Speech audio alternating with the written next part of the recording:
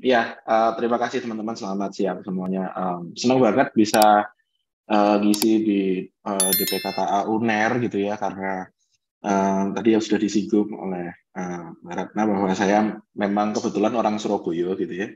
Wong Surabaya, adik saya masih S2 Imunologi di UNER juga. Jadi kebetulan memang ada kedekatan secara personal gitu ya ke Erlangga. Aku juga lulusan dari kampus, aku nggak bisa bilang sebelah ya, tapi nggak jauh lah ya dari Erlangga gitu. Anyway, nanti mungkin perkenalan lebih lengkapnya aku bisa share lebih lanjut di dalam slides. Tapi um, hari ini sebenarnya aku nggak menyiapkan materi yang terlalu berat ya. Dan aku yakin sebenarnya ini um, banyak di antara teman-teman yang mungkin sebenarnya sudah merealisasikan hal ini. Um, Banyak yang kalau semester-semester 7 itu adalah semester-semester galau gitu ya. Duh ini mau S2 dulu, mau kerja dulu, mau nikah dulu gitu kan ya. Nah, hari ini saya mau ngasih perspektif ke teman-teman gitu ya dari pengalaman saya ketika kuliah dan kemudian sekarang mengelola sebuah program yang namanya Bangkit Academy, dan pada saat yang sama saya juga bekerja sebagai secara profesional di Decoding gitu ya. Jadi sekali lagi nama saya Adrianus Yosa Aprilio. Sehari-hari memang saya bekerja di Decoding sebagai Senior Education Program Manager. Decoding sendiri adalah sebuah education technology company, berdiri tahun 2015 dan sekarang sudah punya hampir 700.000 member dari seluruh Indonesia. Secara khusus di Decoding saya diminta untuk menangani sebuah program kesiapan karir yang digagas oleh Google, Goto, dan Traveloka, konsorsium mereka, dan sehari-harinya dilaksanakan oleh Decoding gitu ya, dijalankan oleh Decoding, namanya Bangkit Academy. Jadi di Bangkit Academy saya punya title Learning Support Manager gitu supaya nggak bingung. Kalau mau ngontak, mau nge-tag di Instagram, mau mungkin sekarang lagi orang balik lagi ke Twitter, boleh. Saya Yosa1404 di social media, email saya yosa@decoding.com.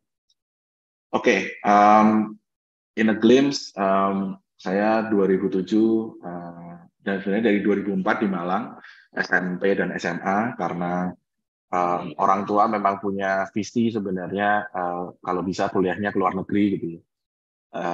Nanti di journey saya akan jelasin mana yang ketolak, mana yang prosesnya berliku dan sebagainya. Kemudian tapi akhirnya diputuskan 2010 saya balik kandang gitu ya, pulang ke Surabaya. Wis lah kuliah ITS saja. Kebetulan tahun 2013 ketika saya semester 6, ITS bilang ada penawaran untuk fast track, jadi S2, S1 dan S2 kurang dari 6 tahun gitu ya.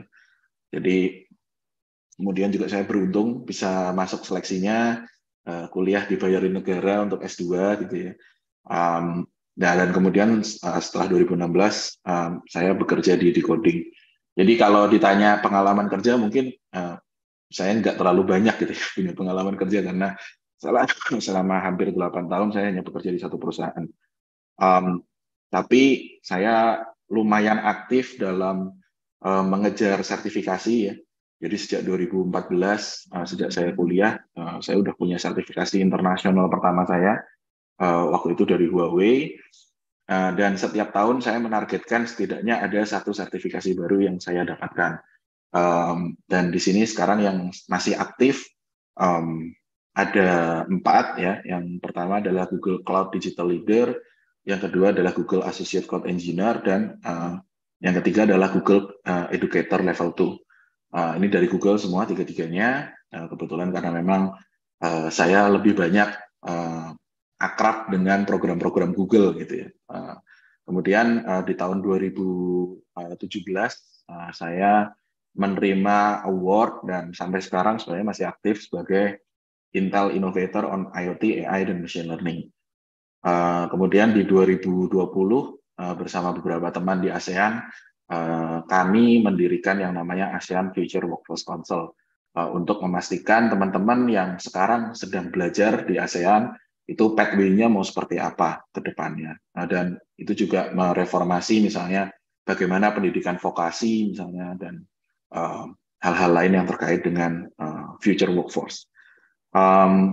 Saya bekerja di Decoding seperti sudah saya jelaskan, dan sudah mengelola Bangkit sebenarnya sejak tahun pertama. Jadi Bangkit itu 2020, 2021, 2022, dan kemungkinan akan lanjut lagi di 2023. Nah, saya mau membuka overview tentang international certification ini dengan bagaimana kita bisa merealisasikan potensi diri kita. Gitu. Ini bukan seminar motivasi, tapi kadang-kadang kita perlu balik mengecek ke diri kita sebenarnya pilihan-pilihan yang kita lakukan itu udah benar atau belum. Ya, jadi banyak di antara kita yang ketika tenggelam dalam kesibukan, kemudian melupakan sebenarnya kita itu powernya apa, interestnya apa, passionnya apa, termasuk potensialnya apa. Nah, bisa kita selalu logikakan bahwa kehidupan kita itu selalu adalah pilihan. Hari ini saya mau live dari rumah atau dari DPKKA. Saya mau ngisi atau saya nggak mau ngisi. Setelah ini saya mau santai-santai ngopi atau saya mau balik kerja lagi. Bahkan setiap pagi misalnya ketika buka mata pertama kali, apa yang mau dilakukan gitu. Mau ke kamar mandi dulu, mau makan dulu, mau lihat handphone dulu, mau ngecek misalnya email dulu misalnya. Itu semua adalah pilihan. Dan setiap pilihan-pilihan kecil dalam hidup kita itu mempengaruhi apakah kita bisa merealisasikan potensi yang kita punya. Sebagai contoh, ketika kita memilih untuk merasa sibuk misalnya, maka kalau gelas itu berarti gelasnya udah penuh. Padahal kalau kita masih bisa menganggap kayak, oh oke, ini masih 90% dari kemampuan diri saya, maka akan ada selalu 10% ruang untuk improvement. Gitu ya. Jadi ketika kita merealisasi potensi diri kita tuh nggak ada yang salah gitu. Ada orang yang merasa ya udahlah cukup aja segini gitu. Nah, ada orang yang kalau anak sekarang sih nyebutnya ambis ya. Jadi kayak oh ya udah oke, semua diikutin semua itu. Ada orang yang memilih untuk oke, apa yang ada di piring saya beresin dulu. Dan itu nggak ada yang salah. Tapi setiap pilihan kita itu ada dampaknya. Dan pilihan itu nggak bisa 100% tepat gitu ya. Dan tepat buat kita belum tentu tepat buat orang lain, apalagi mungkin buat semesta. Gitu. Jadi kadang-kadang ada pilihan kita yang tepat tapi momentumnya nggak mendukung, gitu ya. Atau ada momentum yang mendukung tapi kita nggak dapat pilihannya misalnya. Jadi memang semua ini nggak bisa kita bilang kayak oh oke, kita udah mengusahakan yang terbaik, pilihan kita udah tepat semua gitu ya, tapi momentumnya nggak datang juga percuma. Nah, tapi momentum-momentum ini bisa kita ciptakan yang pertama, dan yang kedua adalah kita bisa mengusahakan supaya ketika momentumnya datang pilihan kita udah tepat. Gitu. Sebagai contoh, ketika saya misalnya kenal sama CEO Decoding yang sekarang gitu ya, tahun 2011 kami ketemu di Jakarta. Waktu itu saya masih mahasiswa semester 4 atau semester 5, dan waktu itu tuh di kampus saya di ITS itu ada sebuah ruangan lab gitu ya yang tidak terurus gitu karena dulu yang mendapatkan hak atas lab itu tuh kakak-kakak kelas saya semua udah lulus gitu. Nah kemudian dengan CEO Decoding yang sekarang Mas Naren itu saya bilang boleh nggak saya ngelola nih lab ini dengan dukungan waktu itu dari Nokia. Kemudian saya minta izin ke jurusan dan sebagainya. Dan kemudian hubungan itu berlanjut terus sama Mas Naren sampai Mas Naren 2014 memutuskan untuk keluar dari Nokia waktu itu. Dan dia mendirikan perusahaan yang namanya Decoding. Saya adalah salah satu karyawan pertama yang on board di situ. Jadi ya andaikan misalnya tahun 2011 itu ketika ketemu Mas Naren aku nggak berusaha untuk ngomong tentang lab itu, mengelola lab dan mengusahakan dan sebagainya, ya bisa jadi ketika momentumnya datang, ketika Mas Naren memutuskan untuk membuat pekerjaan atau membuat perusahaan sendiri, aku nggak direkrut gitu kan. Ya kita nggak tahu, tapi kita selalu bisa mengarahkan trajektori hidup kita supaya ketika momentum itu datang, kita udah siap. Nah, saya termasuk orang yang sangat percaya dengan adanya second chance. Memang banyak kesempatan mungkin hanya datang satu kali gitu, tapi nggak menutup kemungkinan juga selalu ada second chance, mungkin dalam bentuk yang berbeda gitu. Dan untuk menjadi siap gitu ya, orang itu biasanya harus melewatkan sebuah kesempatan dulu gitu, baru kita kayak aduh, ternyata kita nggak siap. Nah, jadi kalau misalnya teman-teman ngerasa, aduh kok MSIB baru ada sekarang sih gitu ya, atau aduh ini kok aku udah semester 8, kemudian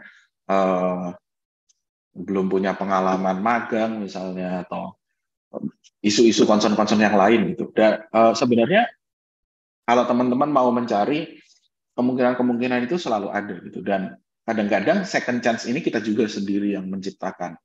Jadi dengan teman-teman aktif mencari gitu ya, dan mungkin mendekatkan diri terhadap misalnya perusahaan ideal yang teman-teman cari misalnya, maka bisa jadi second chance ini muncul. Nah, ini balik lagi, ini kita masih ngomong soal pilihan hidup, teman-teman. Jadi tadi ada pilihan hidup, ada momentum, ada pilihan yang tepat, dan ada second chance. Nah, yang tidak kalah pentingnya dari sebuah pilihan adalah kalau sudah pilih, jangan pasrah. Gitu. Kalau sudah dipilih, kejarlah. Kenapa? Banyak sekali anak-anak sekarang ya, aku nggak tahu apakah ini memang kecenderungan atau memang kenyataannya seperti itu ya, di generasi teman-teman yang baru mau lulus kuliah ini kan angkatan 18, 19 gitu ya. Banyak sekali yang ikut hype doang gitu. Oh, teman-temannya pada daftar bangkit semua. Teman-temannya pada daftar MSIB semua. Tanpa tahu sebenarnya apa yang teman-teman mau gitu. Oh ya udah kayaknya asik tuh, ikut lah gitu. Semua orang lagi suka sama Bintang Emon ya, ikutan suka sama Bintang Emon. Semua orang lagi suka BTS jadi ikut suka BTS gitu. Jadi choice ini penting teman-teman, karena sebagai orang yang sudah pernah mengalami masa itu, ketika teman-teman bisa mempertahankan pilihan itu dan berusaha maksimal, biasanya tingkat persaingannya itu lebih sedikit. Sebagai contoh ya, tahun lalu itu tahun ini 2022 yang daftar bangkit itu 63.000 teman-teman. Persaingan mendaftar ke bangkit itu 63.000 untuk 3.100 posisi yang diterima. Artinya sebenarnya berarti kalau kita hitung dengan gaya SNMPTN itu 1:21. Tapi yang menyelesaikan tes itu kurang lebih 10.000 dari 63.000. Artinya dengan teman-teman menyelesaikan tes, itu teman-teman meningkatkan kesempatan teman-teman untuk naik atau masuk ke bangkit 6 kali lipat. Gitu. Nah, ini yang aku bilang dengan lead your way gitu. Ketika membuat keputusan, kita udah tahu konsekuensinya, ya jalanin gitu. Jangan udahlah males udah capek ribet gitu. Nah, sekali-sekali coba, kalau emang teman-teman selama ini masih melakukan itu, coba sekali-sekali diseriusin gitu. Teman-teman akan lihat bahwa effort serius selama seminggu itu dampaknya bisa gede banget dengan hidup kita gitu ya. Nah, ketika kita sudah bilang lead your way gitu ya, atau kita tahu konsekuensinya dan kita siap dengan konsekuensi itu, maka tentu yang nggak bisa kita pisahkan adalah action gitu ya. Atau bagaimana kita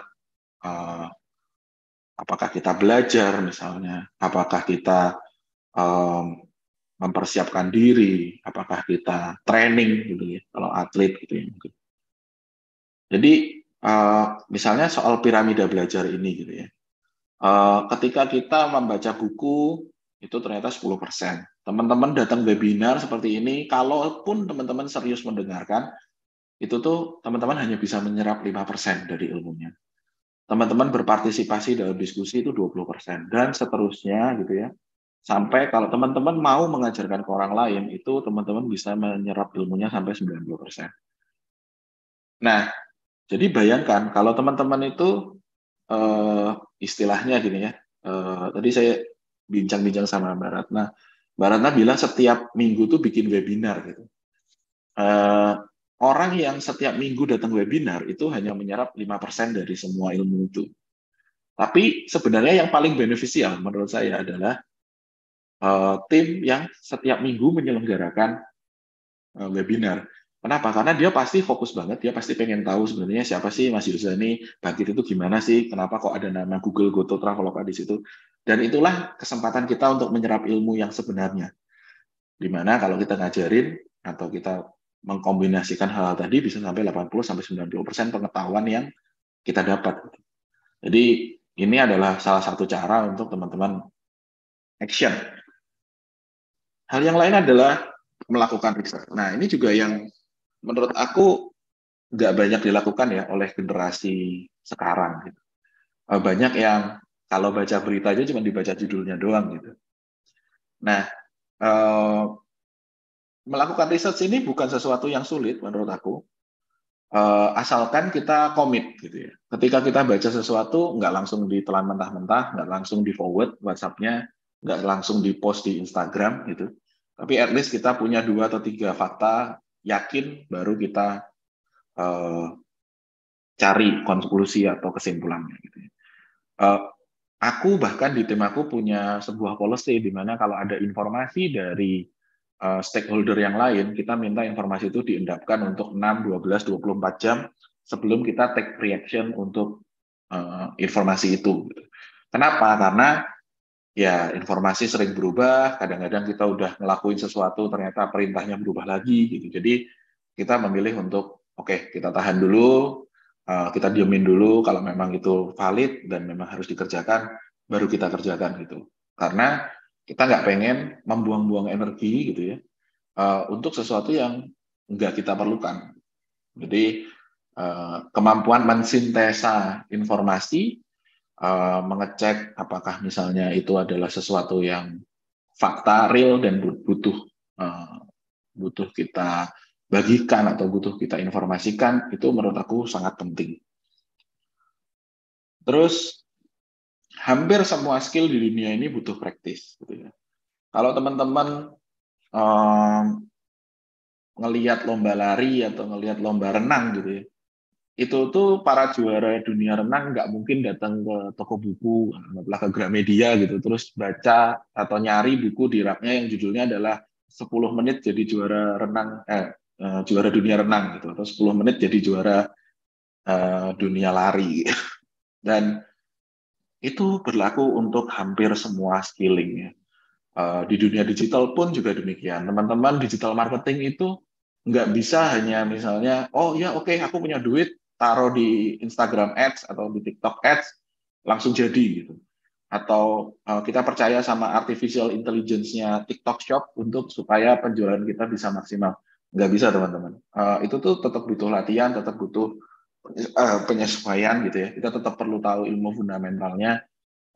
Nah, mungkin itu juga salah satu sebab kenapa Indonesia belakangan ini sering banget ya ada kejadian kayak orang percaya sama investasi-investasi yang nggak masuk akal gitu. Karena ya tiba-tiba diiming-iming, tidak ada sintesa informasi, terus nggak ada latihannya, nggak ada percobaannya, terus tiba-tiba ya ya udah gitu, ya duitnya hilang gitu.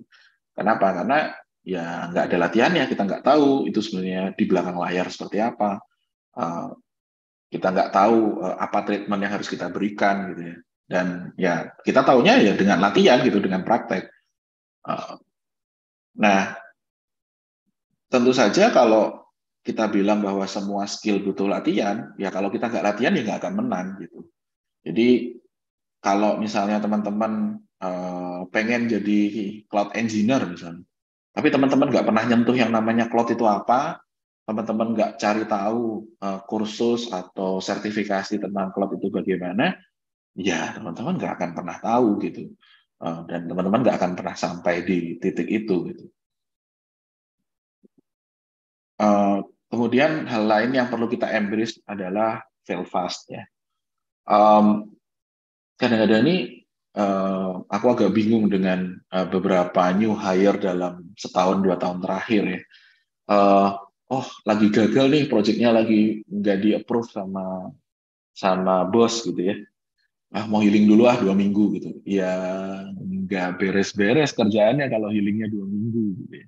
Atau yang cukup ramai di sosial media kayak, aduh aku nggak mau kuliah mau healing aja 6 bulan gitu ya. Iya, nggak ini gitu, nggak akan efektif gitu kalau masa kerjanya sama masa healingnya lebih lama masa healingnya gitu. Dengan kita semakin sering gagal dan gagalnya makin murah, itu akan mempermudah kita mencapai top ladder gitu ya, mencapai titik tangga yang paling atas.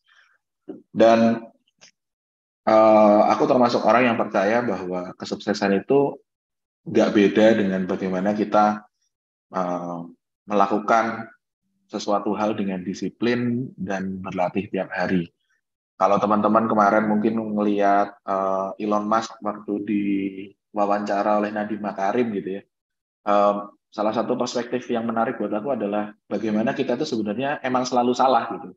Jadi nggak cuma cowok yang salah kalau di depan cewek gitu ya, tapi secara umum manusia itu selalu salah gitu, dan kita harus mengakui bahwa kita itu selalu salah. Cuman setiap hari yang kita lakukan adalah gimana mengurangi derajat kesalahan itu gitu, supaya kita lebih tidak salah tiap harinya. Nah, itu menurutku perspektif yang sangat menarik ya. Itu sebabnya mungkin dia bisa punya perusahaan roket, dia bisa punya perusahaan mobil listrik, sekarang punya Twitter dan sebagainya.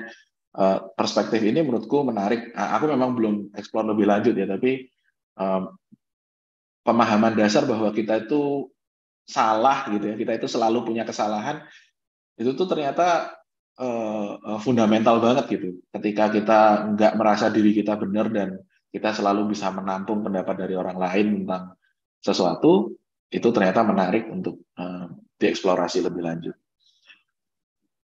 Oke, nah kalau kita sudah melakukan action, apa yang harus kita lakukan? Gitu ya? Kita udah berlatih, kita udah persiapan, kita udah dapat sertifikat segala macam. Maka yang tinggal kita lakukan adalah bagaimana kita menjadi manusia yang kompetitif di market. Dan ini juga aku bingung ya, ada banyak di generasi sekarang ya yang memilih untuk ya udahlah yang lain mau kompetitif silahkan gitu, saya enggak gitu. Ya mungkin ada banyak yang menikmati hidup gitu ya, tapi menurut aku kayak hidup tuh nggak seru kalau nggak kompetitif gitu. Jadi misalnya kayak kita bilang Sundar misalnya ya, Pak Sundar ya, CEO Google. Itu kan dan sekarang banyak banget CEO perusahaan Fortune 500 itu yang dari India gitu, IBM dari India seingat aku. Microsoft juga India. Jadi kenapa sih mereka-mereka ini kompetitif banget? Kenapa mereka tuh bisa menduduki posisi-posisi strategis di perusahaan-perusahaan top dunia gitu ya? Karena mereka merasa bahwa aku harus kompetitif kalau keluargaku di India mau hidup gitu.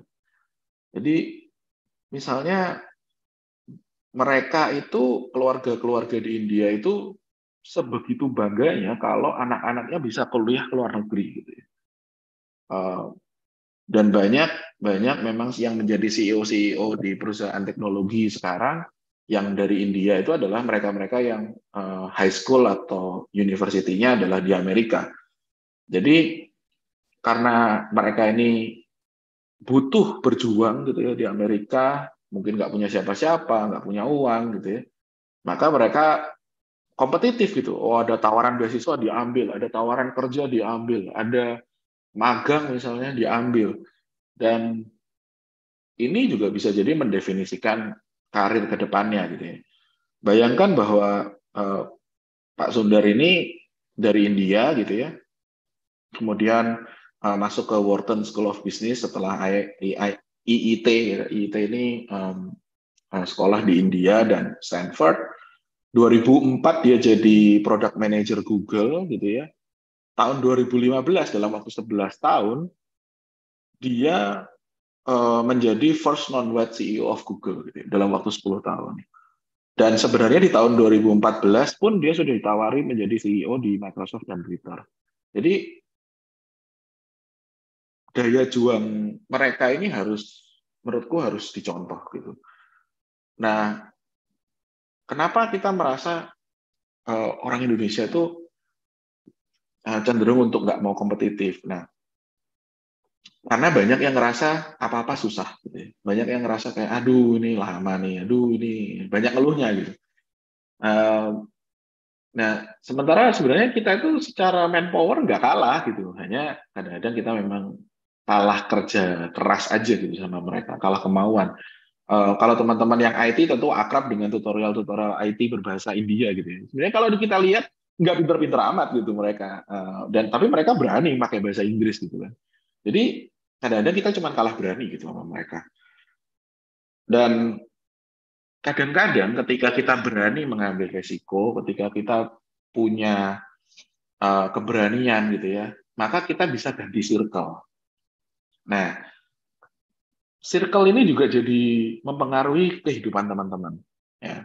Misalnya orang-orang yang waktu itu berani untuk berinvestasi di PayPal, itu sekarang udah jadi orang-orang top semua, gitu. Co-founder YouTube, co-founder LinkedIn, ya salah satunya Elon gitu ya, terus Yelp, Sequoia Capital dan sebagainya gitu. Jadi ketika kita berani mengambil lompatan dan berani uh, mengubah circle pergaulan kita gitu ya, itu dampaknya akan luar biasa ke kita karena kita nggak tahu teman-teman yang ada di circle kita baik yang dulu maupun yang sekarang ini akan menjadi seperti apa gitu. Tapi bayangin gitu ya orang-orang ini dulu bikin PayPal mungkin dengan patungan sekian gajinya mungkin nggak dibayar dan sebagainya. Tapi sekarang mereka semua jadi orang sukses gitu dan tentu kalau misalnya ada apa-apa, ya Elon selalu bisa kembali ke Reid Hoffman atau ke Peter Thiel karena mereka memang akrab gitu ya.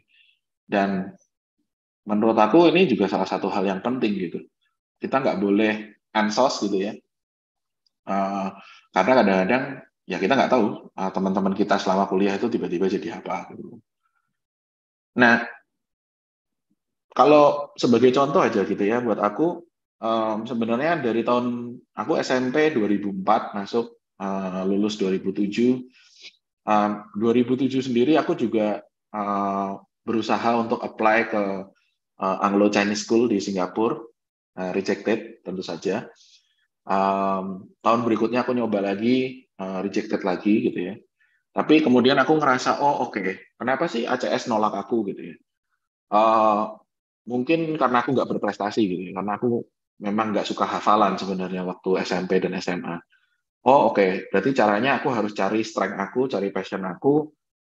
Ya passion aku waktu itu memang di komputer, di programming gitu. Jadi ya aku menyalurkan energi kekesalan uh, dari nggak diterima di sekolah SMA ya berarti SMA di Singapura itu ke training Olimpiade Informatika. 2008 jadi juara 2 provinsi, bukan juara ya, peringkat 35 nasional. Tahun 2009 membaik jadi juara 1 provinsi, tapi di nasionalnya jeblok gitu ya. Dan kemudian 2010 lulus SMA, hal penyesalan itu kembali datang. Kenapa sih aku kemarin ketika training Olimpiade nggak serius-serius banget sehingga nggak bisa dapat peringkat 20 aja misalnya nasional. Coba gitu mungkin aku bisa keterima di Nanyang gitu ya, di NTU. Ya, tapi trying to accept gitu ya, trying to, bagaimana kita bisa menerima um, semua penolakan, semua kegagalan yang kita pernah terima, kemudian settle, ya udahlah, cari kuliah yang dekat rumah aja gitu, ITS. Waktu itu apply ke UNER juga, tapi waktu itu UNER punyanya sistem informasi ya, jadi um, agak kurang cocok gitu waktu itu. Jadi ya udah settle dengan teknik informatika ITS.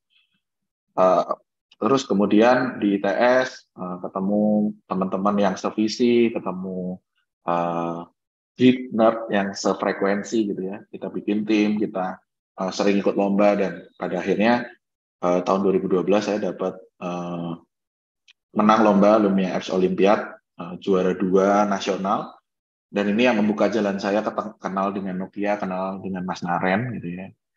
Kemudian 2013 dapat Fast Track. 2014 ketika saya pada saat sibuk-sibuknya ya, 2014 itu berarti saya skripsi S1, di saat yang sama belajar untuk S2 gitu ya.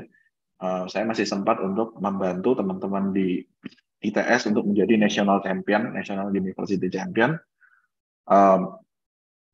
untuk Indonesia gitu, Nokia Indonesia 2014, sebelum Nokia tutup. Kemudian dari situ juga saya kenal dengan beberapa teman yang punya riset tentang penerbangan gitu ya, data-data di penerbangan, big data di aviation, dan ini risetnya global ya, internasional, dan itu yang mengantarkan saya bisa lulus kuliah S1 gitu ya, dan nantinya S2. Kemudian ketika udah mulai berkurang gitu ya, riset udah beres, tinggal menjalani hidup sebagai mahasiswa S2 gitu ya, masih jadi beban orang tua gitu. Terus kayaknya masih bisa deh nambah kesibukan satu lagi gitu.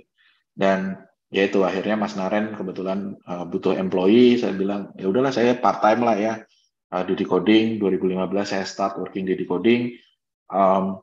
Di waktu saya join Decoding itu membernya baru 1.000. Target saya adalah menambahkan 1.000 user setiap bulan. Jadi ini juga sesuatu yang mungkin agak membingungkan ya, kayak aduh buset gimana caranya dapat gitu. Tapi dengan itu bisa dapat 10.000 user dalam setahun. Saya juga co-found yang namanya Decoding Academy, platform pembelajarannya Decoding. 2016 lulus S2 dan nge-lead program Decoding yang dengan 1.000 hadirin offline pertama tahun 2016. 2017 ada 2 conference. Yang pertama saya datang sebagai attendee di Google I/O di San Francisco, dan 2 atau 3 bulan berikutnya saya memberanikan diri jadi speaker untuk international conference juga. Kemudian 2018 jadi representatif untuk ASEAN Regional Working Group, dan ini adalah salah satu milestone untuk international certification saya bersama Google gitu ya. Di 2014 itu, nah ini 2014 ketika saya sibuk-sibuknya ini ditawarin oleh dosen saya, nih Huawei ngasih sertifikasi gratis nih, mau ikut nggak pelatihannya, dan akhirnya lulus gitu. Jadi sertifikasi pertama saya di 2014, terus sertifikasi kedua saya di 2018. Di saat yang sama saya jadi representatif untuk Indonesia di ASEAN Regional Working Group.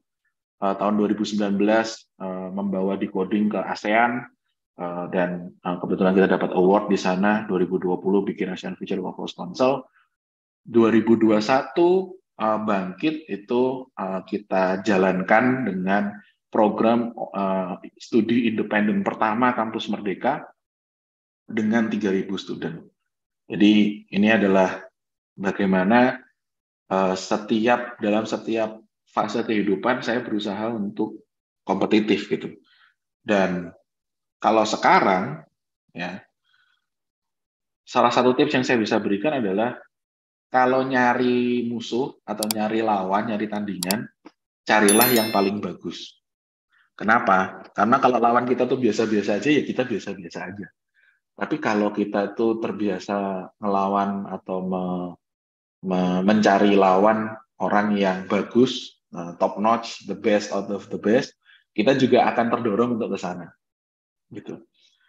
Nah, mungkin kalau teman-teman yang semester akhir tentu udah sangat paham ya dengan bentuk kegiatan pembelajaran atau PKP Kampus Merdeka ini. Ada pertukaran, ada magang, ada kampus mengajar, ada membangun desa, ada proyek, ada wirausaha mandiri, ada studi independen, ada penelitian. Dan ini adalah menurut aku salah satu inisiatif terbaik di pendidikan Indonesia selama mungkin 15-20 tahun terakhir gitu ya. Setidaknya dari sisi saya gitu, sebagai orang yang concern dengan pendidikan selama lebih dari 8-10 tahun. Jadi ini membantu teman-teman untuk menyalurkan dan menemukan passion teman-teman. 5 semester wajib diambil di dalam kampus, 3 semester bisa diambil satu pertukaran, yang 2 itu teman-teman bebas memilih.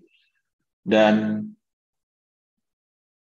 ini adalah salah satu kesempatan untuk teman-teman dapat kesempatan mencicipi dunia kerja sebelum waktunya, gitu ya. Kemarin di paparan Mas Menteri waktu di salah satu acara G20, dikatakan bahwa lulusan dari program MSIB itu menyingkat waktu tunggu teman-teman dalam mencari pekerjaan menjadi sekitar 2 bulan, dari awalnya sekitar 5 atau 6 bulan, dan meningkatkan kesejahteraan dalam hal gajinya. Kalau sebelum yang non MSIB itu rata-rata 0,7 gitu ya, 0,7 dari UMR, sementara lulusan MSIB itu 1,5 lebih gitu, jadi 2 kali lipat. Nah, jadi secara spesifik karena memang saya lebih fokus ke studi independen, maka setiap step yang tadi sudah saya ceritakan tentang meng-unlock potensial teman-teman itu ya bisa disesuaikan dengan passion teman-teman gitu. Dalam hal studi independen misalnya, ya teman-teman bisa ikut Bangkit gitu ya. Ini program yang didesain oleh Google, Goto, Traveloka, dan partner-partner industrinya. Materinya tidak hanya dari decoding, kita juga ambil dari Coursera, dari tentunya dari Google. Dan ini adalah sebuah program end-to-end di mana di akhir program Bangkit selalu ada career fair, sehingga teman-teman itu bisa sampai mendapatkan pekerjaan. Nah, syaratnya juga menurut saya relatif mudah gitu ya, relatif universal, apalagi kalau dari UNER pasti masih bisa, asalkan kalau yang dari S1 atau D4 semesternya 5 ke atas, kalau D3 semesternya 3 ke atas gitu ya. Dan di Bangkit ini kita mendesain semua kurikulumnya berdasarkan sertifikasi global yang sesuai dengan learning path yang teman-teman pelajarin. Jadi kalau machine learning ada TensorFlow Developer Certificate, kalau mobile development ada Associate Android Developer, kalau cloud ada Associate Cloud Engineer.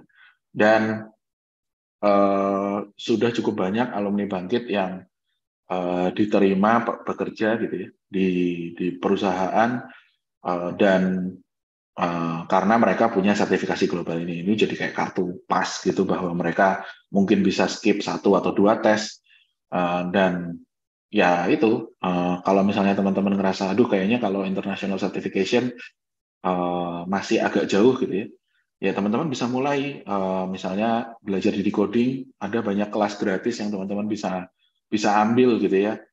Dan ya kalau di Instagram ada istilahnya kolektor sertifikat decoding gitu ya. Kemarin ada yang rekor tuh sudah ngumpulin 50 atau berapa sertifikat gitu ya, dari berbagai program yang diselenggarakan decoding, dan semuanya gratis teman-teman. Jadi international certification itu akan berguna gitu ya. Tapi kita juga harus tahu kita mau ngapain dan bagaimana kita meng-unlock potensial kita. Dan international certification ini adalah salah satu, bisa aku bilang, momentum gitu ya.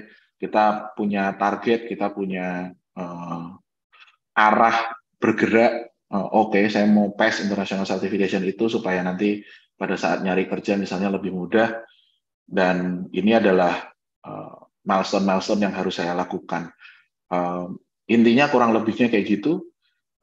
Saya mungkin mau menutup sesi ini nanti dengan diskusi, tapi sebelumnya perkenankan saya untuk ngasih tahu teman-teman gitu ya. Di Bangkit 2022 kemarin, dari Erlangga ada 19 siswa yang diterima. Jurusannya tidak hanya sistem informasi, teman-teman. Ada yang dari matematika, dari biomedis, ada yang dari ekonomi pembangunan, ada yang dari fisika, ada yang dari akuntansi. 17 siswanya aktif dari 19, mungkin yang 2 harus drop.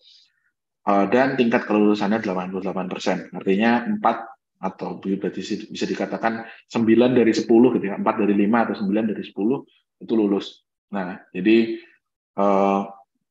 sampai hari ini menurut info tim ada sekitar 150-160-an dari Erlangga yang udah daftar. Jadi kalau teman-teman mau daftar, teman-teman bisa merefer ke registration.bangkit.academy yang ada di sini. Atau nanti kalau teman-teman mau diskusi, kita bisa diskusi lebih jauh soal bagaimana program Bangkit ini mungkin bisa mengubah hidup teman-teman. Terakhir, sebelum saya tutup, sebelum sampai diskusi, saya mungkin mau show sebuah video ya, tentang lulusan Bangkit 2021 kalau yang ini. Semoga ini sudah bisa share. Oke.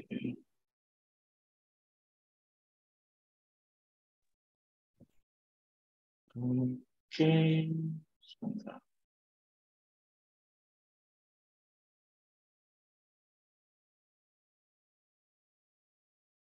Tapi ambisiku lebih kuat daripada omongan mereka. Saya Lino Verlin, lulusan Bangkit. Sekarang saya bekerja sebagai website developer di Bali untuk bantu keluarga di desa. Saya dari Sempu, Kabupaten Banyuwangi, Jawa Timur. Kebanyakan orangnya tuh bekerja sebagai petani. Ibu saya seorang petani cabai. Pas saya dapat beasiswa teknik elektro di Bali, ya senang banget dong. Bapak ibu bangga banget. Lalu tiba-tiba pandemi datang. Penjualan cabai ibu saya menurun drastis. Ditambah bapak sakit. Putus asa sih. Tapi rasanya nggak mau nyanyain usaha yang udah dilakuin sama keluarga saya. Dari situ saya mulai coba nyari-nyari kerjaan. Setelah tanya-tanya, ternyata saya harus punya skill yang nyata. Suatu hari, dosen saya menginfokan ada pelatihan gratis, namanya Bangkit. Saya lihat websitenya, ternyata Bangkit itu partnernya dari perusahaan-perusahaan besar, jadi saya memutuskan untuk daftar. Waktu belajar cloud computing seperti IT automation, architecting, Python optimization, memang diajarin sama ahlinya langsung. Dari Bangkit itu kita juga diajarin untuk bikin resume yang bagus, terus wawancara yang bagus.